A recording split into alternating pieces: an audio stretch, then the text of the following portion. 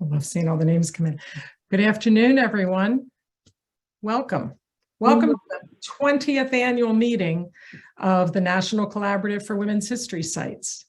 My name's Lucy Beard, and I'm very proud to be the co-president of the collaborative last year in this.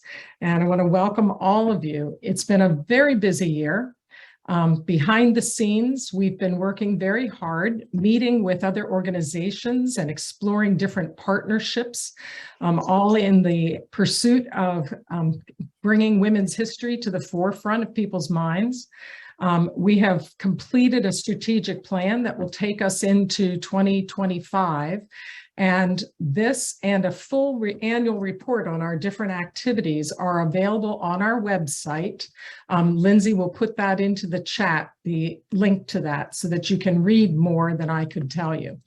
It's great to see all the faces as you pop up on the screen. Thanks for joining us today.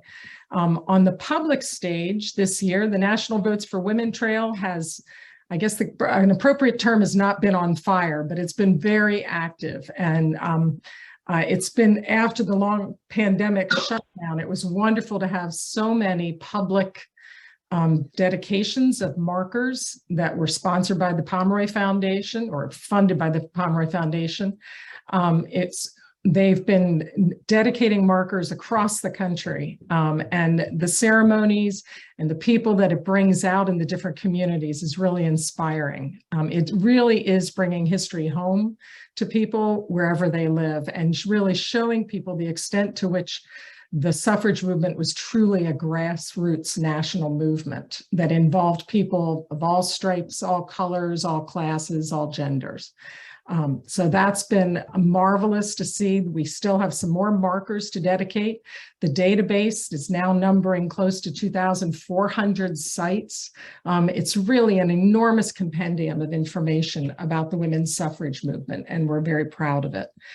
We have plans to continue developing that trail, as well as more trails, everything we can do to bring women's history and women's historic sites to the forefront.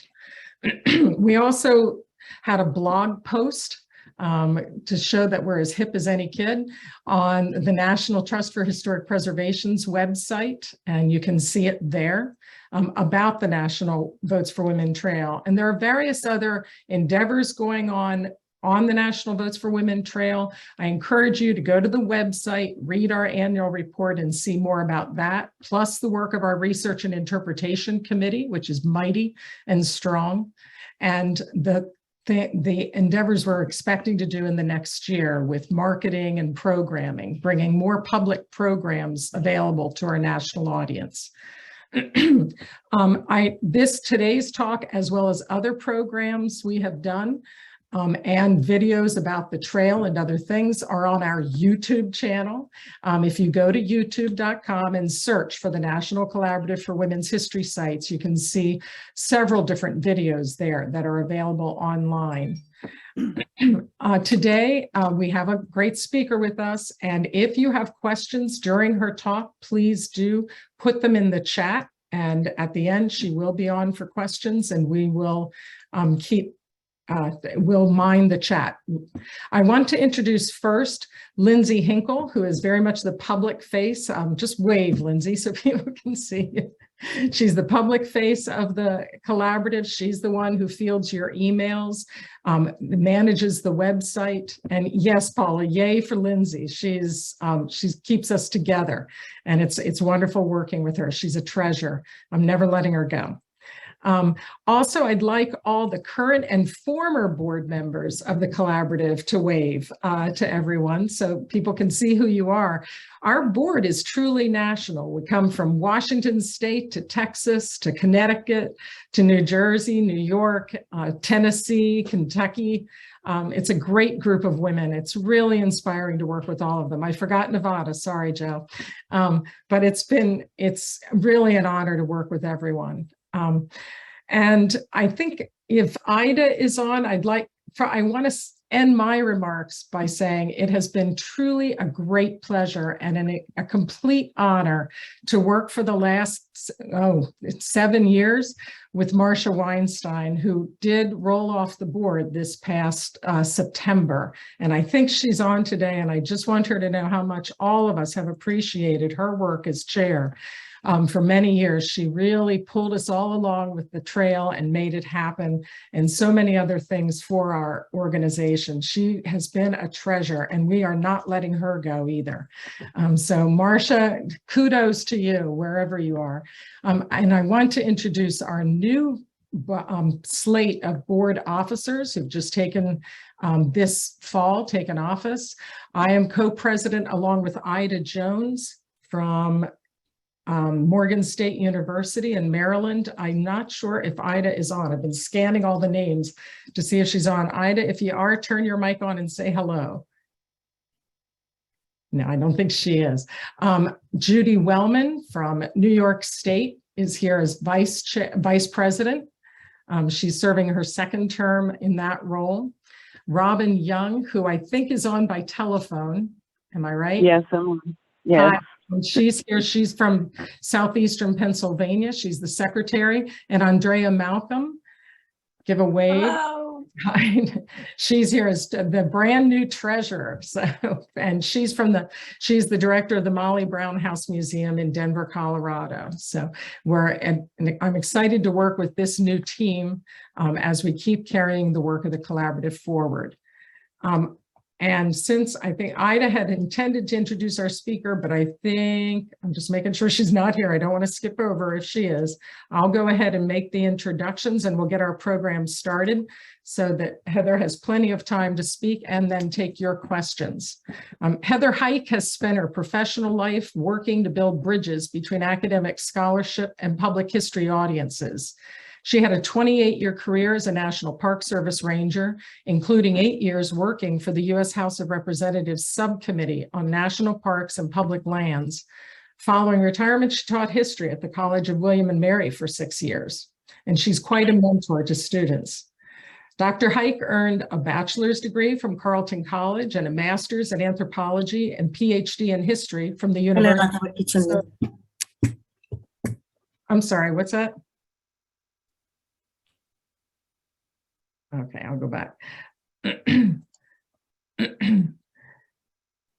From the University of Minnesota. She was an early board member of the National Collaborative, and she served as the board president until 2016. Today, she serves as co-chair of the Collaborative's Research and Interpretation Committee. Public history has not only been her career, but also her passion. Her leisure travel always includes stops at museums and historic sites, and I think she's traveled the country to visit hundreds of them, including more than 325 of the National Park Service sites. She has a particular fascination with the many histories of American women, their lives, accomplishments, and wildly varied personalities, and is a font of knowledge about women's history. Doing Women's History in Public, a handbook for interpretation at museums and historic sites, was published in 2020 by Rowman and Littlefield, and it's Dr. Huyck's second book. In 2011, she published Revealing Women's History Best Practices at Historic Sites. We're very happy to have Heather Huyck with us today for a talk she has entitled Unexpected, Discovering Histories of American Women. Thanks, Heather, and please take it away. Thank you, Lucy. I really appreciate that. I appreciate the invitation to this meeting of the National Collaborative for Women's History Sites. It's been something we've been working with for many years and having all kinds of successes. I see all kinds of friends and colleagues, so thank you all for making time to join us. And I hope you will find this intriguing. So I'm going to start sharing my screen.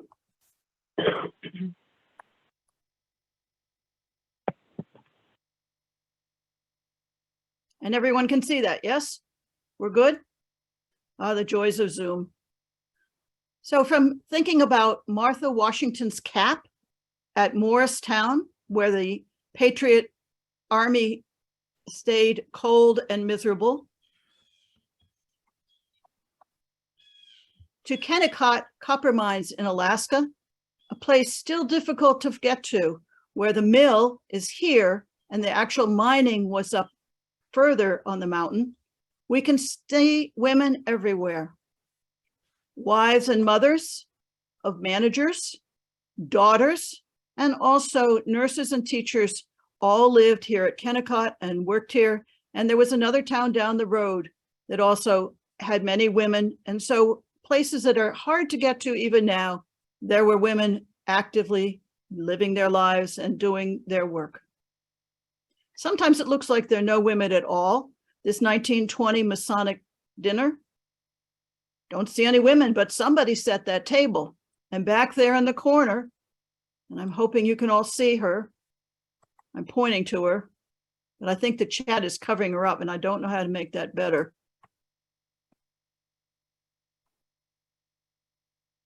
There's a woman there and also a young girl. So there are women there, even at such a dinner. Somebody made that dinner. When we talk about historic places, I want to think about key elements intertwined together: significance, knowledge base, tangible resources, the physical elements that create places, which are landscapes, buildings and structures and artifacts, and also visitors, the publics and taxpayers. All of those are necessary. And if they aren't all present, they are false, fake, or falling down. For significance, we need to remember knowledge base, we research. Tangible resources is everything from maintenance to restoration. Visitors and publics, interpretation as public historians use it, and education. In 1908, women gathered at Seneca Falls, New York, site of the first Women's Rights Convention in 1848, in their hats and their long skirts to dedicate a plaque, which is right here and still exists. But by 1980, it was very much a different place. And Lindsay, can we cut out people so they can see the whole slide? Because there's an important piece in some of these. If you look up here, you'll see the gable of what was the church where the 1848 conference was held. And I'm hoping you all can see that better than we did earlier. Today, it depends on the person's individual view that they're taking, how many people they see. So okay, there's well, nothing I can do. All right. If you cut out the view of people for a little bit, then you'll be able to see more of the slides, everybody. That's your choice, but that's my suggestion. Today, you can go see the restored Wesleyan Chapel where Elizabeth Cady Stanton, Frederick Douglass, and 200 other people gathered together on 2 weeks' notice, which always amazes me, to hold the first official Women's Rights Convention. There were others before and after, but we usually date to this time. So when we think about the significance of women's history, we think about the accuracy, half of humanity. It is not one small piece of the pie. And if you can see the right-hand one, there's a tiny slice out of that second pie. Oftentimes people keep subtracting groups out of the American pie and end up with a tiny slice and say that's women, and that's bogus. Half, and you can draw many circles to show different groups of American women, women of all varieties. So we want to do quality history to avoid distortions. We want to think about the practicality. The more who are involved with women's history, the larger the audience. And then just plain and most important, justice. Let's do everyone justice. Not too long ago, the National Trust for Historic Preservation renamed the Farnsworth House in Illinois to be the Edith Farnsworth House, which means that her significance is recognized as a nephrologist and as the person who commissioned this amazing structure. It was built by Mies van der Rohe, and that's been the big story. But the story really needs to be about Edith Farnsworth, and the National Trust deserves credit for recognizing that today. The knowledge base is everything that we know or don't know about a historic place. It consists of research from written, oral, and visual sources. Traditionally, academic historians, and those of us trained that way, have started with written sources of all kinds, oral sources, as well as oral history has become more recognized. And now we use more and more visual sources, and you'll see that I very much depend on visual sources, particularly historic photographs. I joke that there are two kinds of history, that before and that after photography. And then tangible resources. Park Service and others call them natural and cultural resources, but in fact, there's a great deal of overlap, and it's really important to recognize both. So I use the phrase tangible resources. Together, these come in as books, as articles, as plans, as reports, all kinds of things that build that knowledge base that is so very crucial. Years ago, some of my students decided to go up this stairway in the Independent Order of St. Luke building in Richmond, Virginia. They were supposed to be looking at the building, but they did something else instead, which I'll explain in a minute. And in the center, you see the Clara Barton National Historic Site. The soot you see there was around a stove that was in Clara Barton's bedroom, another way that we learn about things. And then on the right, for those of you who can see the whole screen, there is a ghost of a window of the original building of the Wesleyan Chapel. So 3 different places and ways that we start to use tangible resources to understand the past. When the students went up into that attic, they found a jumble of boxes, and they brought some of them down and said, "Do you think this is important?" "We do." And it turned out that it was quite important. It included Maggie Lena Walker, an amazing Black woman in Richmond, who was the head of the Independent Order of St. Luke, which reached 100,000 members in 1920.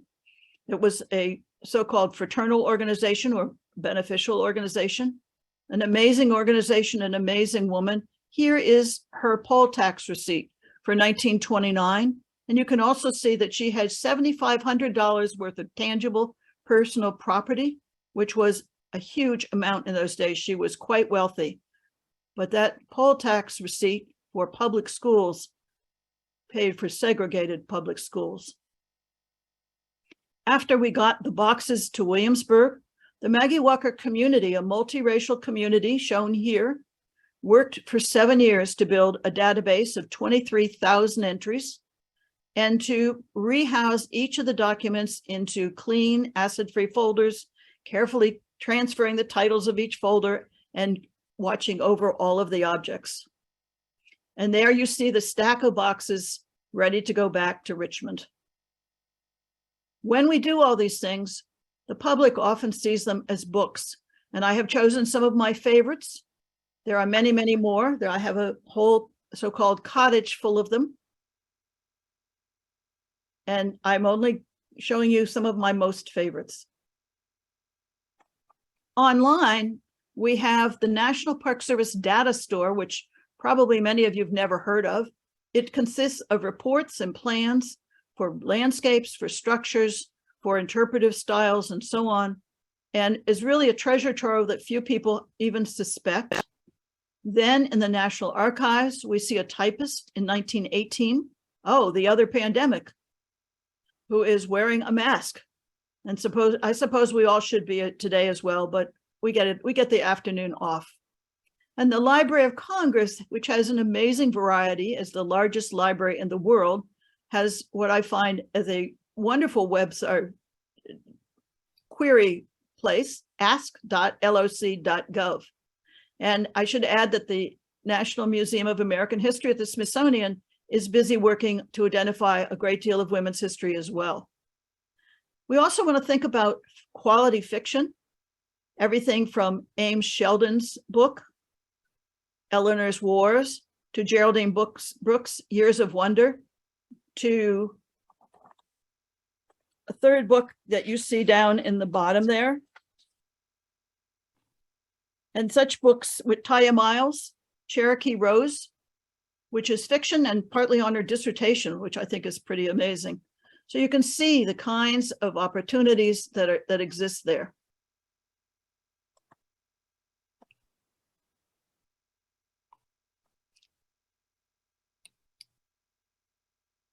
The Library of Congress has a photograph division, which includes this wonderful photograph of Ofelia Sandoval in Taos, 1940, making tortillas. And you can see on the left, how she's starting with balls of dough and flattening them and then grilling them on the stove. Photographs tell us so much about women's lives and are really, really fascinating. I find the more one stares at a picture like this, the more one understands. The third element, which I've already referred to, are tangible resources, the physical elements that create places and sites, landscapes, buildings and structures, artifacts, and visitors, actual, and for you today, virtual. At Hopewell Furnace, that was Hopewell Village, I think village is more appropriate, in Pennsylvania, we see a whole collection of buildings and houses that were part of an ironworking community. They made stoves, and I want to think about, we may emphasize the process of making the stoves. We also think about the importance and the effects those stoves had on women's lives and things they could do that they couldn't do over open fireplaces. And on the right, a World War II victory garden. So landscapes are everything from huge spaces to very small ones, including the Adeline Hornbeck homestead. In the 1870s, she decided to move from Denver to a place she thought was better for her children. She homesteaded here at 10,000 feet. Anyone who's cooked at 10,000 feet knows that that is an impressive feat itself. And so when it became the Florissant fossil beds for a major collection of fossils, this was included in the park and is now preserved as part of it. In contrast, we have Mother Jones leading a protest against the mistreatment of the Colorado Mine Company and the tragic results when they burn the tent camp. The strikers had built a tent camp and were living in them. Many women were actually running informal boarding houses in these tents. And then they were burned down. Several women and many children died. And that's how it became known as the Ludlow Massacre. And so this is a particularly haunting site. You can see an iron bed here and there's stoves in back, and think about lives lost and lives damaged severely. We often think about miners and their death rates, and that's very dramatic and sad. But we also need to recognize these graves, these unmarked graves of women who died in childbirth and children who died of diseases we simply get shots for today. So we have landscapes of joy and landscapes of sorrow and pain. We have vernacular buildings, this house in Kansas, which actually has a grain elevator right behind it. Can't quite see it, but it's there. And one of my all-time favorite structures in the entire park system, a bear-proof pig pen. In the winter of 1779 to 1780, George Washington needed to be near New York. He had almost miraculously gotten out of New York City with most of his army, but he wanted to be able close enough to keep an eye on the British and was able to rent this mansion from the widow Theodosia Ford. So we had about 50 people living in this house, this mansion, in the middle of winter, and the snowdrifts were supposedly up to 6 feet and very bitterly cold. She moved into 2 rooms. One of them is shown on the right here, but Washington had his officers, his servants, his slaves, and Martha Washington all living here. So try to imagine this in a snowdrift, please. And then when Women's Rights National Historical Park was first opened, those of you who know the name Gerda Lerner, that's Gerda Lerner with her famous stride walking in front, with Mary Beth Norton and Sarah Evans close behind, when Elizabeth Cady Stanton's house had been painted turquoise. That would be a good quiz question. What color was Elizabeth Cady Stanton's house in 1980? The Park Service then restored the house, but concluded that they didn't have enough information by their lights to restore it to its full size that she knew. So this is a smaller house than Elizabeth Cady Stanton lived in with all of her children. In Salem, Massachusetts, the Narbonne house has its front door right here where I'm pointing. But in fact, there's another door which faced Essex Street, which was then the main drag of Salem, Massachusetts. And we're talking early 19th century here. And if you look, the door is cut in half. It's a Dutch door, and it has a step that goes up to it. So why is this door here, and what is it doing? Going inside, we can see, again, it's divided in half. It's been altered. And if you look carefully on the right, you will see that there are the ghosts of shelves. It turns out this was a scent shop. And Nathaniel Hawthorne in the House of Seven Gables goes on for quite some time talking about the scent shop and how now poor Hezekiah Pynchon is living in her own family house, but now she's reduced to being a huckstress. And when people came, according to Nathaniel Hawthorne, they asked for ginger beer and root beer and other things, and they were quite unhappy when she didn't have it. That's the fictional version. But Nathaniel Hawthorne actually worked in the custom house, which was kitty corner within the same block. So we have to reasonably assume that he knew perfectly well about the Narbonne house and the scent shop that once occupied this space. So again, it's not until you start to really look here carefully and think about it that you begin to understand what was going on. Those of you who've been to Molokai in Hawaii, if you look at the lower left, you'll see St. Philomena Church with the famous Mother Mary Ann Cope. She brought 7 sisters from Syracuse, New York to Molokai, which talk about a culture and climate change, to work and help with people with Hansen's disease, what we usually call as leprosy. Father Damien, who was the first of the 2 to get sainted, got most of the fame. But it was Mother Mary Ann Cope who did much of the ministry for a longer time, and she did not get leprosy, unlike he did. And now you're wondering, what is that partial leg and chew doing by the church floor? Part of the horror of that disease, and there are many horrors to it, is that people get a lot of phlegm, and this was a way so they could get rid of that while they were inside that church and be a little bit more comfortable. The shoe is simply there to give you an impromptu sense of scale. One of the most beautiful buildings that I know of is Frank Lloyd Wright's house, the Pope-Leighey house in Virginia, part of the National Trust for Historic Preservation, and very important in shaping post-World War II suburban houses.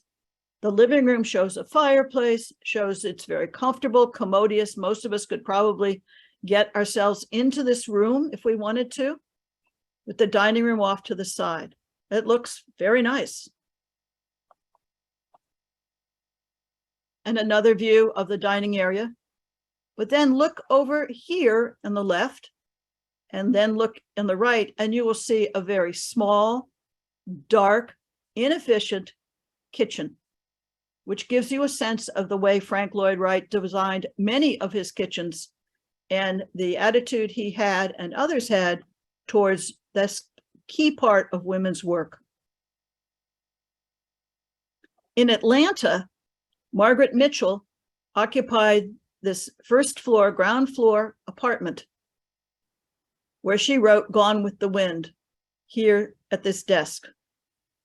She was sitting in the living room of her 3-room apartment, and we know that she had guests in that living room. It has sofas, and there are accounts that she hid the manuscript of Gone with the Wind under the sofa cushions.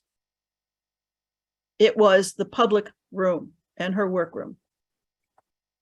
The second room in the middle served as their bedroom, she and her husband, their dining room, and sewing room. And you notice that door that is shut off. She called this place the dump. And the third room, the kitchen, was where their Black cook worked and where she was relegated a lot of the time. And so you can see the relationship between parts of the book, which was beloved and reviled appropriately, and how she lived before she made a lot of money. Another example comes from the Tenement Museum in New York City, where the front room was used as a workroom, particularly for all the home sewing that was going on. The middle room was both kitchen, dining room, and again, a bedroom, because people slept wherever they could. There are accounts of kids pulling chairs up to the sofa in the front room and sleeping on a combination chair and sofa. And then there was a third tiny room off to the left here, which was for the parents. So you can begin with working on this. You can begin to read how people live, their attitudes, and their culture. Marjory Stoneman Douglas and the National Collaborative for Women's History Sites worked to make this a National Historic Landmark, along with Polly Murray and Annie Winnica and the founder, Mary Baker Eddy. It's an interesting foursome, I have to say. Marjory Stoneman Douglas is known as the mother of the Everglades Park for writing the book River of Grass and for all the work she did to make that park a reality and keep it that way. She built this house in 1926, but today that's what it apparently looks like. The local park authority moved people in to live in her house. They put in modern appliances that leaked. She only had a hot plate. She wasn't much into cooking. She wanted her books and her papers.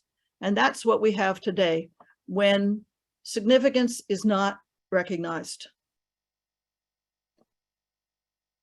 The third kind of tangible resources are objects, curated objects, from a suitcase that was taken to Manzanar because they were only allowed to take what they could carry. Helen Pitts Douglas typewriter, that was Frederick Douglass's second wife after Anna Douglas died.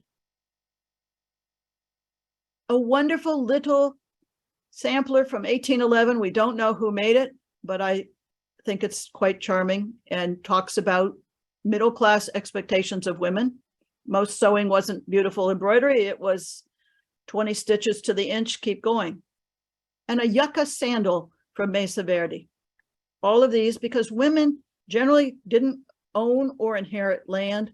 They owned or inherited objects, everything from a cow to a sandal. For many years, I kept puzzling, why was there a statue of St. Anthony of Padua at Tumacacori? It didn't make sense. They talked about the Franciscan and Jesuit male missionaries. What was this guy doing? What was the statue of St. Anthony there? St. Anthony, I learned, was responsible for prayers for women who wanted husbands and women who wanted children. That told me there had to be some women there busy praying to St. Anthony of Padua. And now the Park Service has used baptismal records from the missions to find many women and have begun to do better interpretation that shows women who were, by the way, were responsible for keeping the adobe in good condition. Another example of where women, if we look, we will find. The fourth category are visitors and the public. I'm not going to focus on that so much today, although we certainly all can. At Rosie the Riveter, World War II home front in Richmond, California, we learn everything about mobilization. We learn about building ships. We learn about early childcare responsibilities. And we see visitors engaged and enthralled. So unexpected? Shouldn't be, but often still is. Laura Jernigan was a girl on a whale ship. Her father captained the ship. Her mother and brother also were on the ship, which actually had a full-fledged mutiny at one point. But the ship served as her schoolroom, her home, and a place to travel and have adventures. And she kept a diary, which is how the Martha's Vineyard Museum was able to build this exhibit. And after the mutiny, and they were in they were in Hawaii, they were in the Southern Pacific, and the father went back up trying to get whales in Alaska. And I should say that whales started being very close to the New England coast, and as the whaling continued, it ended up being very long distances around the Horn to Alaska to get whales. Whale oil was not only used to bring light, and it was a much brighter and cleaner smelling light than earlier kinds of fuel. And it was also used, the whale baleen was used for corsets. So you have women writing and reading books and wearing corsets, all coming from whales. Who knew? And then in 1886, Geronimo was captured at Fort Bowie in Chiricahua Desert in Arizona. And here you see the layout of the fort in the upper right. The lower left shows women, Apache women who have been captured. Women bore a lot of the brunt of major Indian wars, as they were called, and really had a horrible time trying to cope with this. And there are many tragic stories of what happened to them. And in contrast, the officers' wives lived in these quarters, which were basically mansions, although when you consider what they were wearing and the temperature, they had a lot of rightful complaints, but nothing like the women who were imprisoned there. During the Cold War, we thought a lot about missiles protecting us and so on.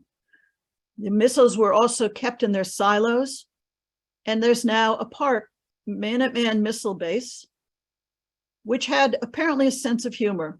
Worldwide delivery in 30 minutes or less, or your next one is free.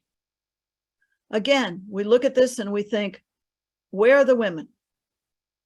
Well, the women were in the control room. The women were sitting in those chairs.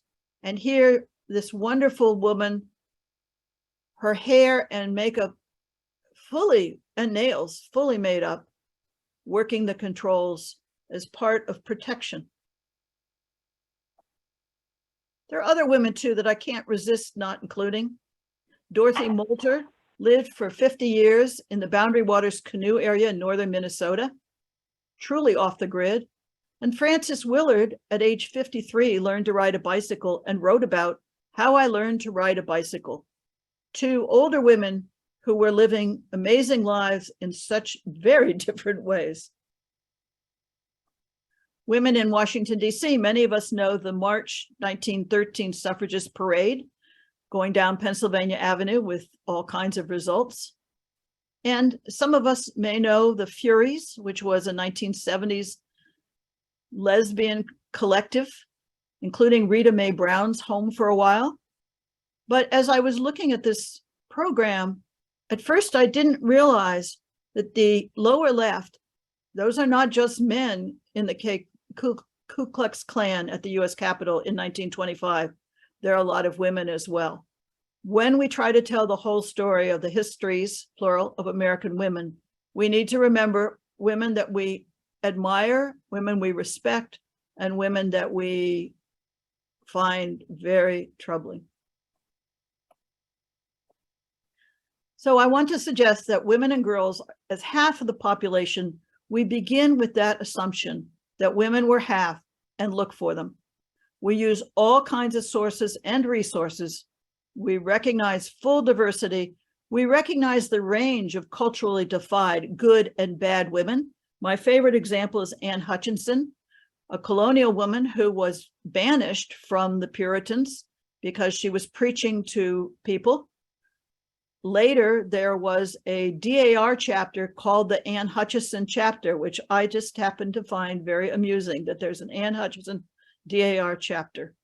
She didn't end up so well. She was killed when she moved to Rhode Island.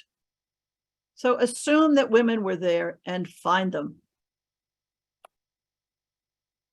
We have challenges. We need to protect and strengthen all the key elements I've talked about.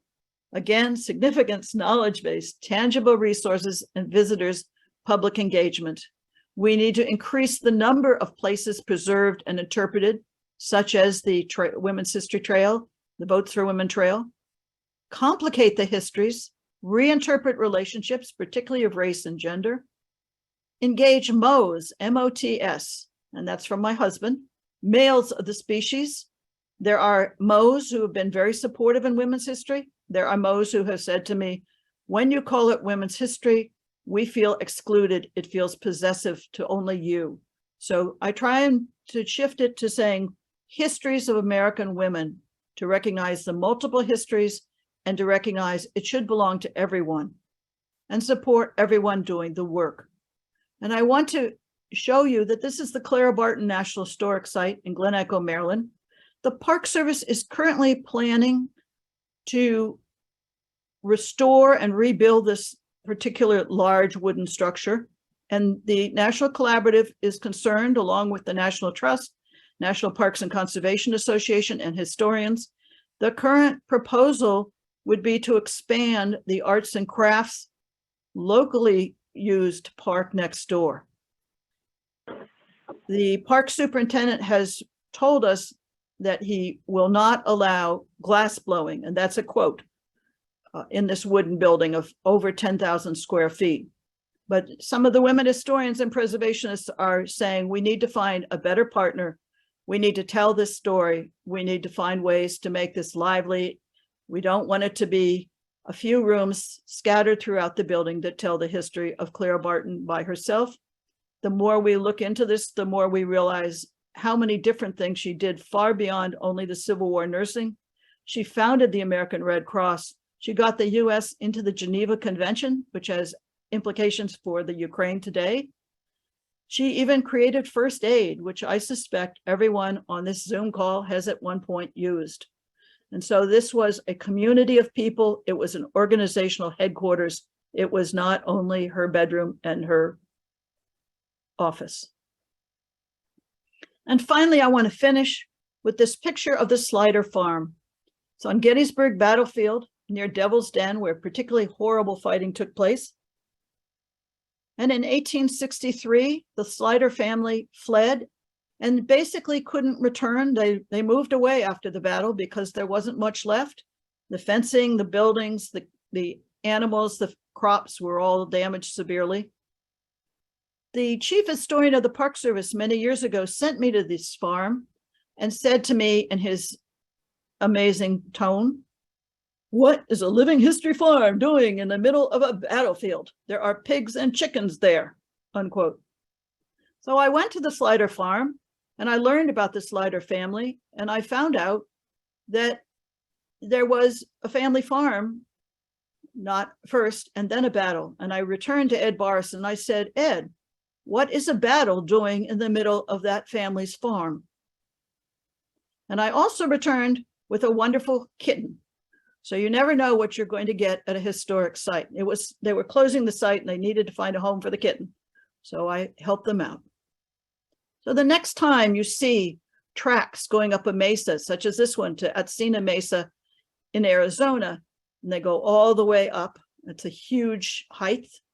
Think about all the women and men who came before us and our responsibilities to them so that we can tell the whole story and we can make this work.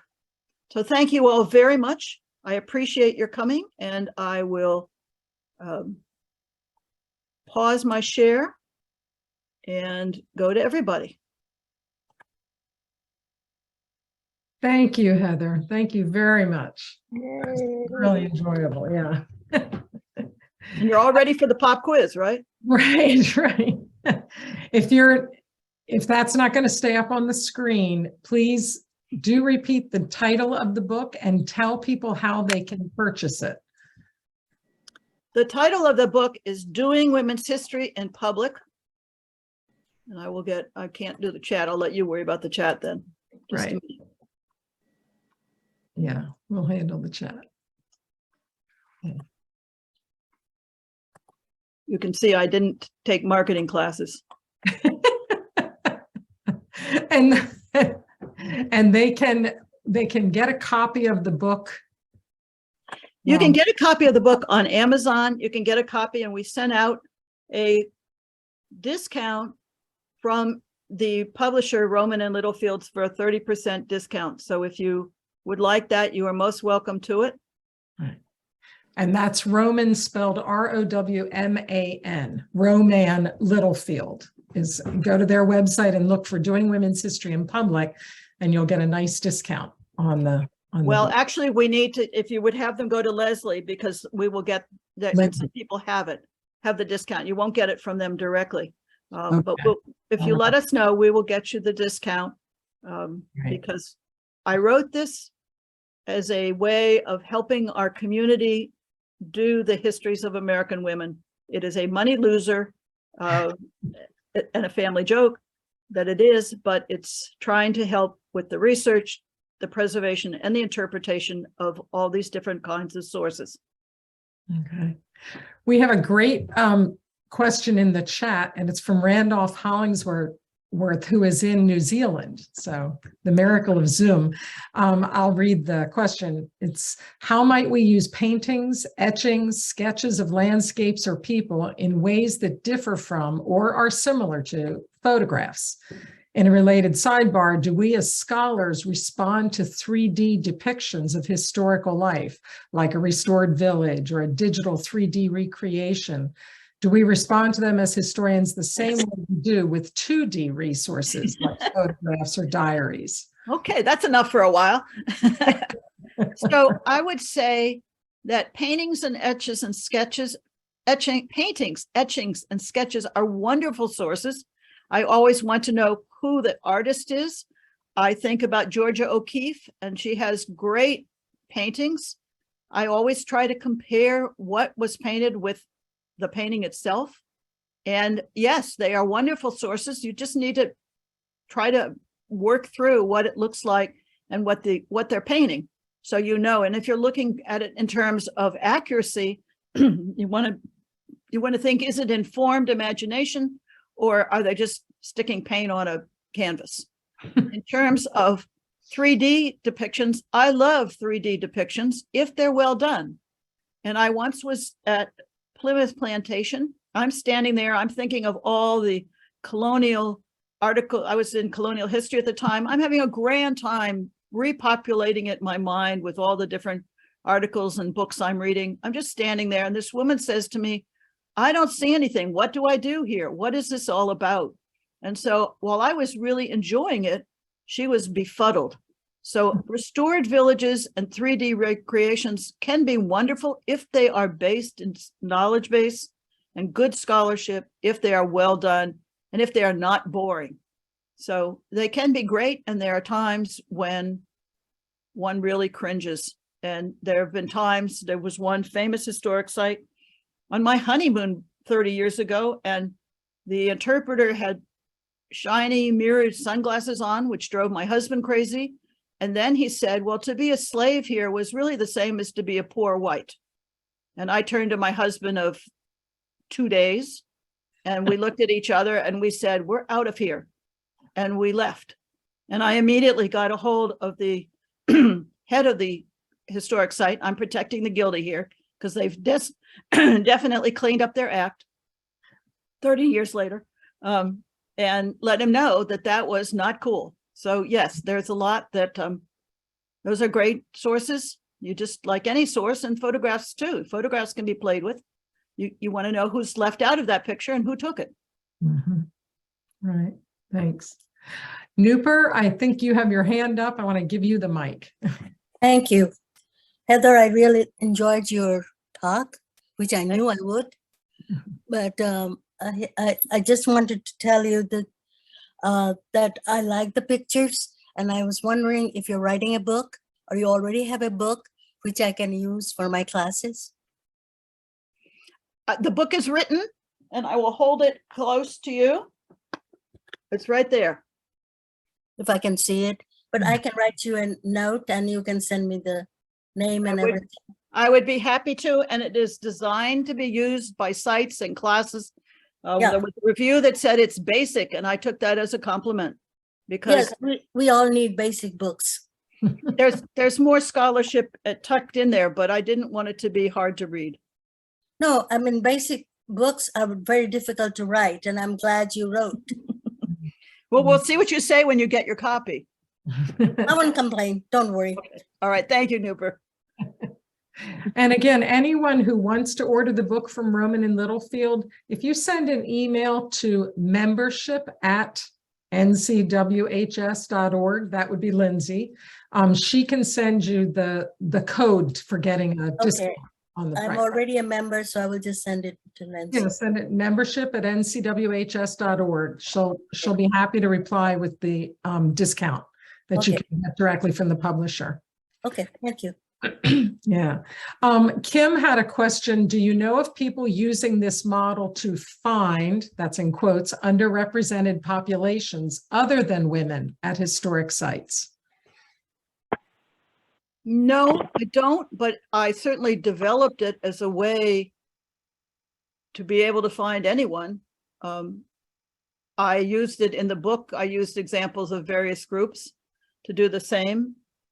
Partly it depends on, it's a seek and ye shall find. If you assume that people were there, if you know they were there, then you'll find them. But it's a question of how hard you have to look, not whether you look or whether you'll find them. So the model, I took models from historic preservation. I took models from the Park Service. I took models from the National Trust, Colonial Williamsburg, Plymouth Plantation, somewhat Eastern biased, but I've certainly been all over the country to different historic sites. And I just have never counted up. Someone once asked me how many parks I've been to. That's why I have a number, and I should probably count up all the non-parks I've been to, but it's more than parks. So yes, this is certainly applicable, and it was designed to be something that is applicable and understandable. So go for it. Let us know how it does. I guess I've been wanting to ask, this is such a general question, I apologize, but you in your adult life are really living the birth of women's history as an academic discipline. I mean, your life spans when this became a profession.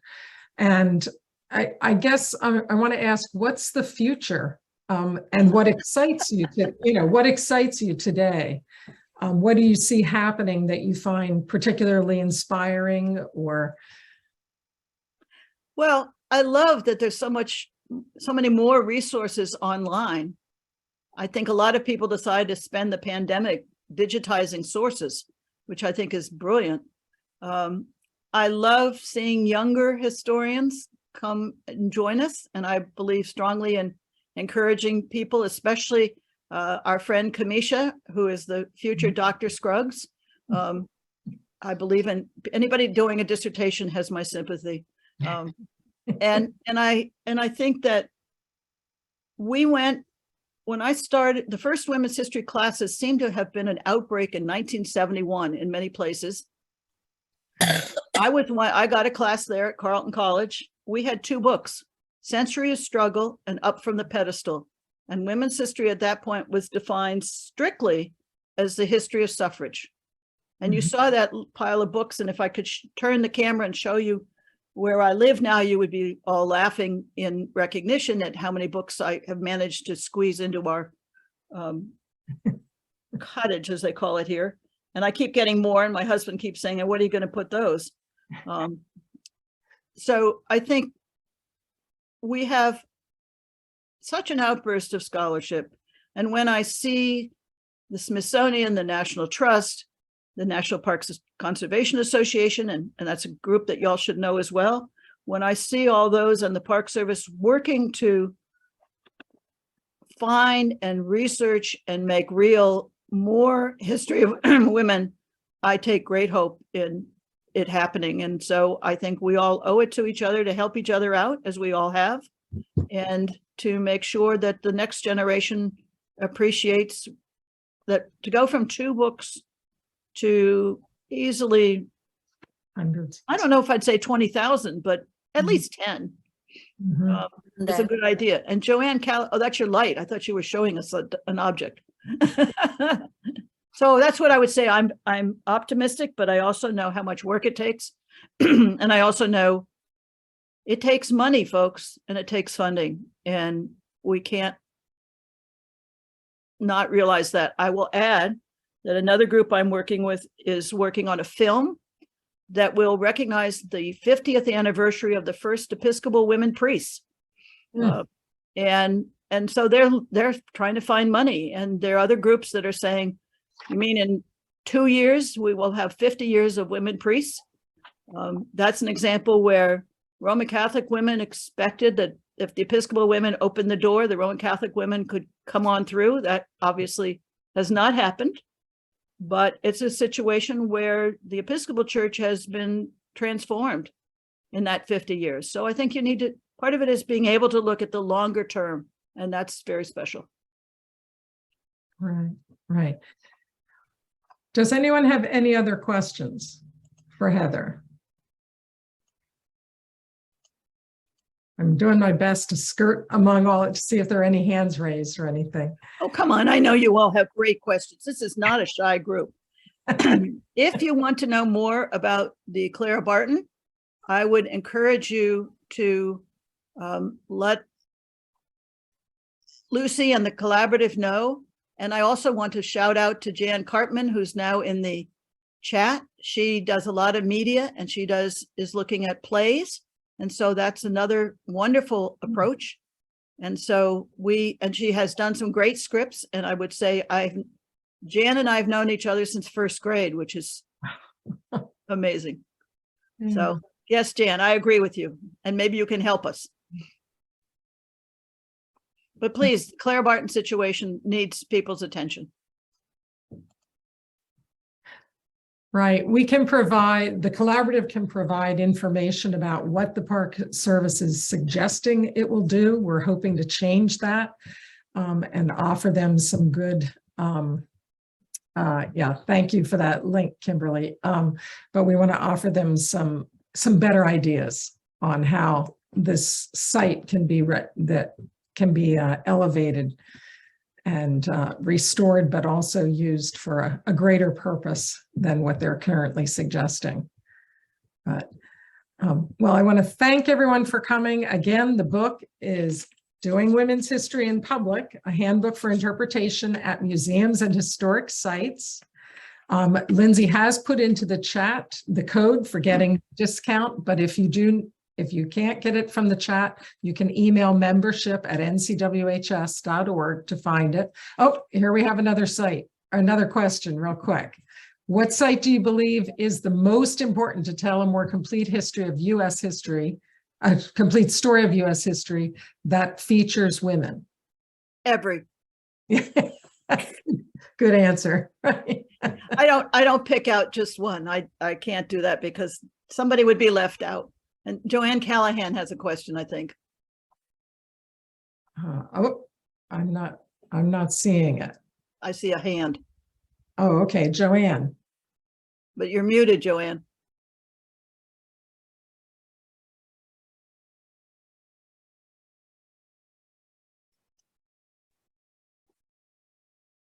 Joanne, if you're asking us the question, you're muted.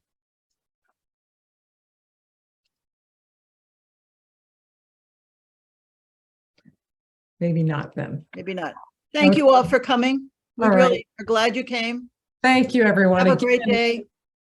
Do lots of Thanks a women's lot, history, Heather. or better yet, the histories of American women and Canadian and everybody else.